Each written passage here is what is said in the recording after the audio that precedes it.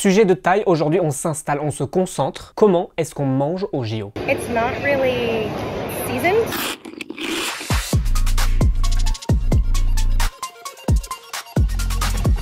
Bon, déjà premier point, visiblement avec un goût de déception en bouche. Faut dire qu'en arrivant au pays de la gastronomie, les athlètes étrangers pouvaient s'attendre à se régaler quotidiennement. L'organisation leur avait même promis des chefs étoilés sur place. Merlu brûlé au saté. Mais en réalité, c'est surtout en allant à la cantine du village olympique que les 14 500 athlètes peuvent se nourrir assez facilement du matin au soir. Et les athlètes pourront trouver ce qu'ils ont réellement besoin en termes nutritionnels. Et justement, c'est cette cantine qui déçoit beaucoup depuis que les athlètes sont sur place. Alors déjà, c'est Sodexo, le roi de la restauration collective, qui gère tout ça. Et pour les JO, il a un défi de taille, créer près de 40 000 repas, 550 menus différents pensés au goût des 206 nations sur place. Spectacular, give me 14 of them right now. Really? Et la dernière à avoir partagé sa déception sur cette cantine, c'est la gymnaste américaine Simone Biles. Grosso modo pour elle, la cantine représente pas vraiment la gastronomie française. Bon, après, normal, Sodexo c'est l'entreprise qui gère la majorité des cantines d'école en France. Ceux qui savent, savent. Et puis, Simone Biles a beau être la reine du sport, on n'est pas sûr de pouvoir lui faire confiance niveau papilles gustatives. Il y a quelques jours, elle s'est délectée en croyant manger un pain au chocolat, sauf que regardez-moi ça. C'est dans un sachet plastique, c'est mou, c'est orange. Moi, vivant, ça sera jamais une viennoiserie ça. Bon, heureusement, on pouvait compter sur la commu en commentaire pour la ramener sur le droit chemin de la boulangerie. Et visiblement, elle a fini par en recevoir des vrais. Bon, retour cantine, Biles est pas la seule à être un poil déçue. Depuis une semaine, les réseaux se sont un peu transformés en bureau des plaintes. Pour beaucoup, la cantine est immangeable à tel point que la délégation anglaise a fait venir son propre chef pour mieux manger.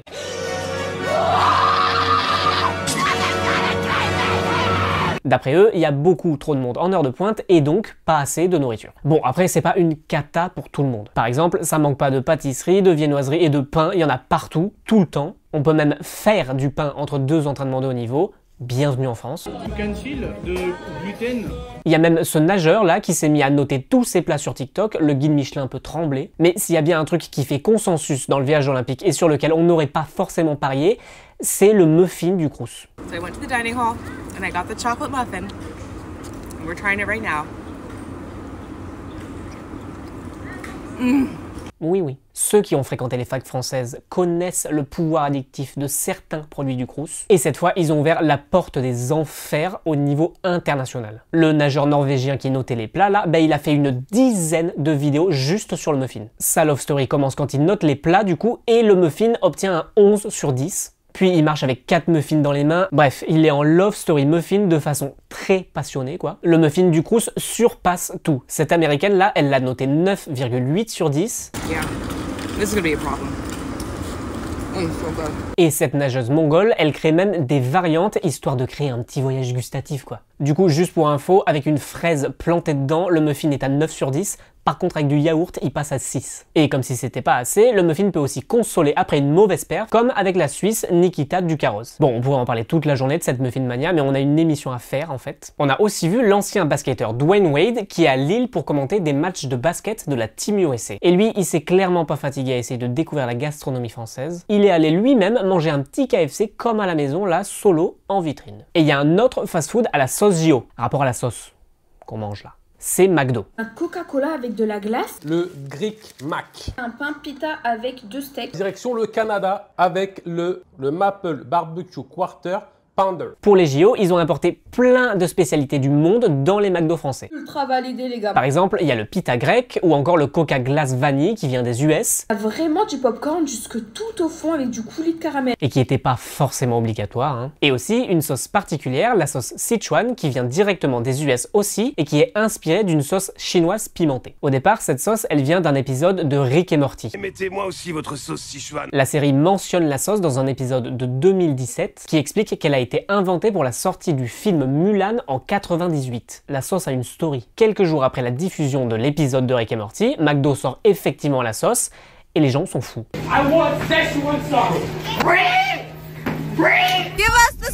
Aux États-Unis, la sauce a été rééditée en 2018, en 2022 et maintenant pour les JO en France. Sauf qu'en fait, on a demandé son avis à une restauratrice américaine qui vient de Sichuan et... Si t'avais fait goûter cette sauce Sichuan à ta grand-mère sichuanaise, Elle aurait dit quoi? Je pense que si j'ai dit ça c'est Sichuan, elle va dire c'est n'importe quoi. Mais si je lui donne comme ça, je pense que elle va manger, elle va aimer. Il reste 3 pots. Tu vas aux États-Unis bientôt ou pas? En avril, oui. Ok.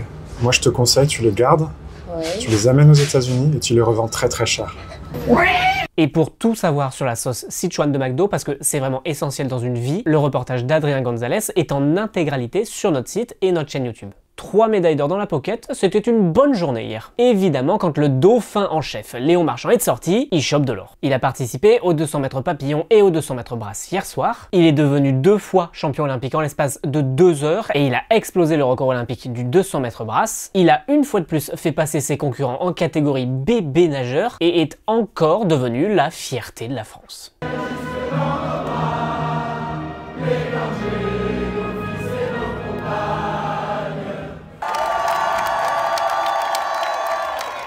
Si jamais vous cernez pas encore bien la suprématie de Léon Marchand, on vous invite à regarder notre épisode d'hier. Nous, on était comme l'équipe de France de foot hier soir. Les chaises en moins.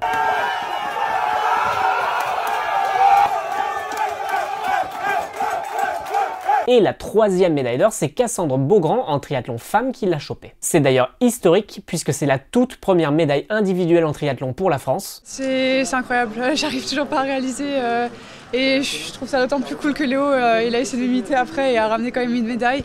Donc ouais, je suis super fière et de toute l'équipe en général. Léo, c'est Léo Bergère qui a été médaillé de bronze juste après en triathlon homme. Franchement, ça valait le coup de se lever et de reporter le plongeon dans la Seine pour avoir une meilleure eau.